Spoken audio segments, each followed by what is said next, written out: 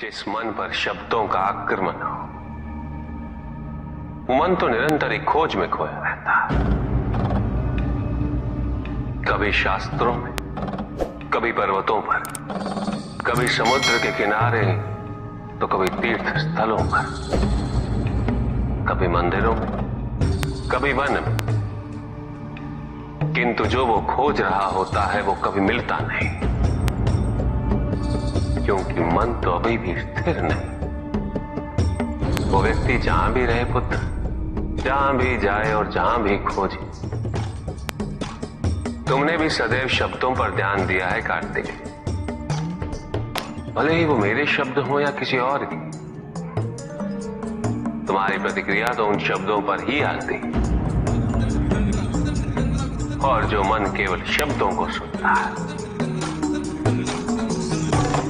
वो उसके निहित अर्थ से स्वयं वंचित रह जाता।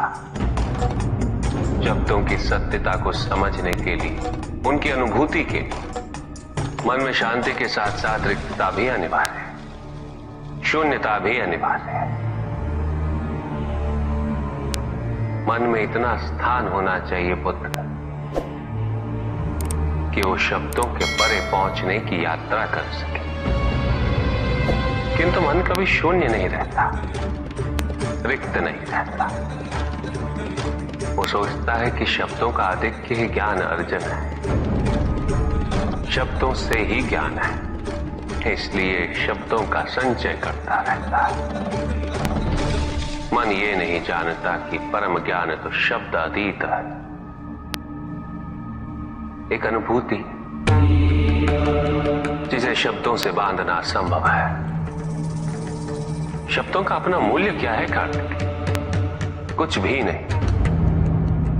जब भी कोई ईश्वर का नाम लेता है तो क्या ईश्वर मात्र एक शब्द में ही सीमित हो जाते? नहीं, यहां शब्द सत्य नहीं, सत्य है वो अनुभूति जो इन शब्दों में विद्यमान है। यदि शब्द ही सत्य होते तो मात्र भोजन कह देने से व्यक्ति की क्षुधा शांत हो जाती। इसीलिए महत्ता शब्दों की नहीं पुत्र, उस अनुभूति की है जो उन शब्दों से संबद्ध है। यदि शब्द नहीं भी होते तो वे ईश्वर अवश्य होते। यदि शब्द नहीं भी होते तो सुख और दुख की अनुभूति अवश्य होती, जल की शीतलता की अनुभूति होती, सूर्य की ऊष्मा और चंद्र की शीतलता की अनुभूति होती, प्रेम की अनुभूति होती। किंतु यदि अनुभूतियां ना हो तो शब्द निरर्थक है। शब्दों से तृप्त हो जाना ज्ञान का अंत है, अज्ञानता का प्रारंभ है। ज्ञानी वही है जिसके पास अनुभूतियां, अनुभव हो, और उसके लिए मन को शांत व रिक्त तो करना ही पड़ेगा।